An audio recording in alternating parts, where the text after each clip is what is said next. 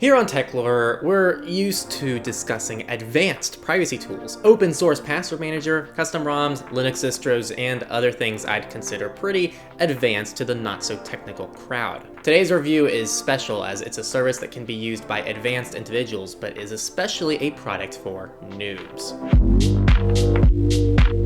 Jumbo is an all-encompassing app, with the highlight feature being an automated service that scans accounts and recommends changes for privacy settings. The use for this is the obvious one, convenience, but if you're an advanced user, this is a good way to verify you configured everything properly, since Facebook, Google, and Amazon don't necessarily make things simple. There are several other accounts available to you as well, and this is supposedly continuing to expand. Outside of this, there is an automated digital footprint service for deleting your posts from Facebook and Twitter and archiving them for you within the app's vault. They have a tracker blocking service, which isn't anything new. It's going to utilize a VPN profile on your phone to block trackers from apps. This is a nice to have if you want to stay in the ecosystem, but be aware there are other options. There's data breach scanning, which scans for leaks of passwords, phone numbers, addresses, credit cards, social security numbers, driver's license, and passports, which may be tied to your supplied email.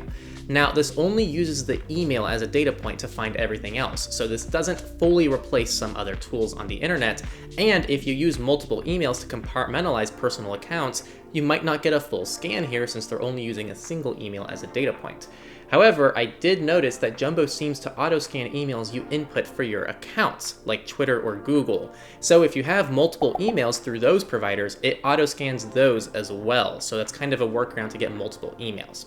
I wish there were more granular settings for users to choose what emails to scan and not to scan and give them the option. Jumbo runs in the background on your phone, auto-scanning for breaches on your account. It'll keep tabs on your account settings and also includes their tracker blocker.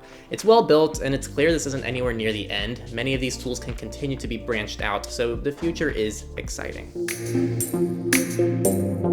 In terms of privacy and security, this is kind of a mixed bag. Us advanced users are probably not going to be a big fan of the idea of hooking up accounts to a centralized entity. To help settle those concerns, Jumbo only stores accounts locally on the device. You use the sign-in prompt, and that sign-in only applies to the local app session, which makes sense. I don't have a reason to distrust them since that makes technical sense. They do enable analytics by default. I wish this was opt-in on setup. In the real world, if my friends show interest in locking down their privacy settings for social media, rather than coordinating a time where we get together and I manually do it, I can just ask them to download this app and it'll do it for them. It saves both of us time and it's more foolproof.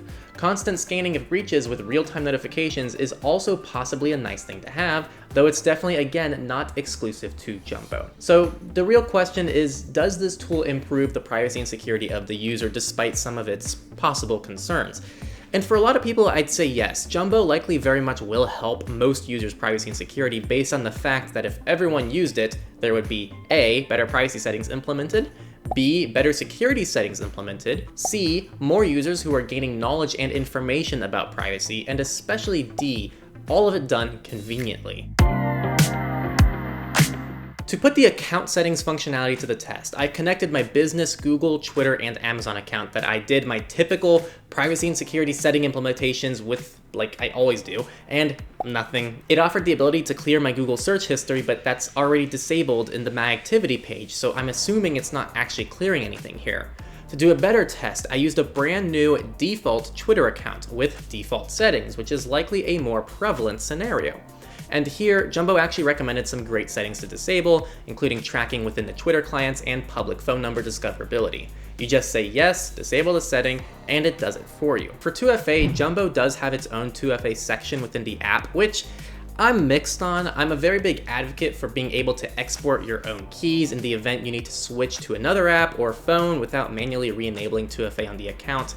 Though, Jumbo has said there is a recovery method if you accidentally delete the app, which also raises the question of where these are stored. Personally, I'd recommend going through your own 2FA app and doing this manually if you want the utmost security, but if Jumbo is just trying to offer a convenient option to people, I get why they do this. Overall though, the settings thing was pretty awesome, and as a bonus, I got some major self-confidence points knowing that all of my accounts I checked on Jumbo didn't have any issues. So go me, and maybe if you check, you'll go me too.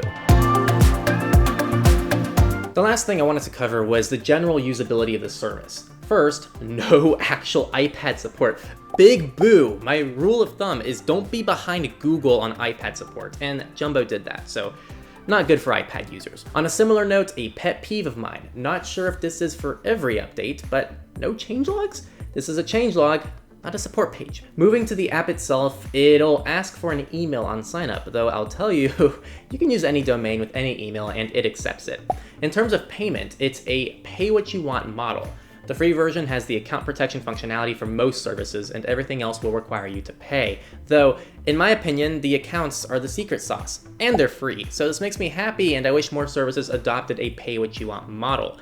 The free version also includes basic scanning for your email. Over on Android, the app is similar, though I felt the UI was a lot cleaner. The iOS app I felt over-relied on the Home tab, whereas Android better organized everything between two tabs. Nitpick, but still. It is important to mention that there is some battery drain. To tackle this, I urge Jumbo to make the constant background scanning optional, since not everyone wants this feature, and they're forced into something, which also has a negative impact on battery life. Another pet peeve is there is no logout functionality, which isn't a huge deal. You're probably not going to be logging in and out of this, but I still think a logout function could be useful to reset the app back to factory settings. The last comment I have is there is no central account. This is a pro and con. The con is obviously there is no central account, meaning if you buy Jumbo on one device, the other device will need a separate subscription. The pro to this is the reassurance that Jumbo does not store an account on a central server. When you put an email into the app, it's only used to check that email for leaks, and that's that, at least as of today. Overall, the clients aren't bad, and with a little bit of work, I'd be pretty darn happy with them. This is challenging because I personally don't have much of a reason for using Jumbo. I'm a manual kind of guy. I like to dig in there into the privacy stuff myself, and I'm proud to report that I didn't miss anything that Jumbo would have caught. But after using it, I will think twice next time a friend or family member of mine asks me what settings they should enable or disable on their Facebook account. Or maybe someone asks how to delete old tweets and they don't want to worry about it and it's automated every month. There are some niche features here that serve a use case, and it's really going to depend on the user whether or not it's useful to them. It's important to realize that Jumbo is not trying to change user behavior. It's not recommending you delete Facebook or switch to Tor or anything like that. Their entire goal is to maintain the user's real-world experience while making small improvements to their privacy and security, and I think it does a decent job at that. I interviewed the CEO of Jumbo in our Surveillance Report podcast, which I recommend listening to if you want to learn more about why he started Jumbo and what their goals are for the future and his whole philosophy on, why do they not just say delete Facebook? So here's a short little clip. Jumbo is interesting here because it doesn't necessarily recommend for people not to use services like Facebook, Google, Amazon, etc. Yeah, that's a very fair characterization in the sense that we are not trying to change user behavior. And I think there's a lot of people doing great work building other alternatives to those tools. Like you can think about Signal, which I use for my personal communication, but most of my family is still using Messenger and WhatsApp. Because for them, the privacy only is not a motivation to change their behavior completely.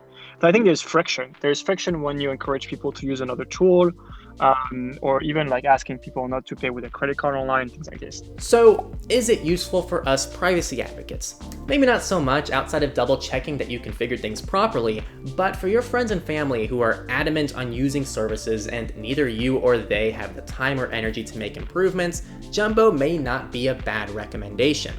I am personally excited to see where they grow, and I think they can add some cooler functionality to this in the long run that could better appeal to both the advanced crowd and the new crowd. That is our review of Jumbo. Now, since we do recommend it to noobs, we do have an affiliate link down below. It's also there with a standard link, so it's totally your decision of whether or not you want to go through the affiliate link and support us, or just go through the normal link if you don't want to support us, but we really appreciate the support. I hope you enjoyed this review, and if you did, hit that like button and subscribe for more privacy and security content.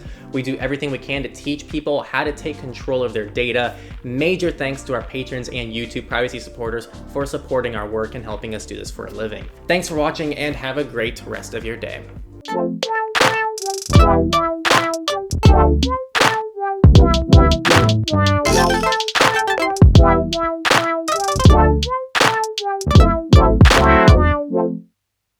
Wow.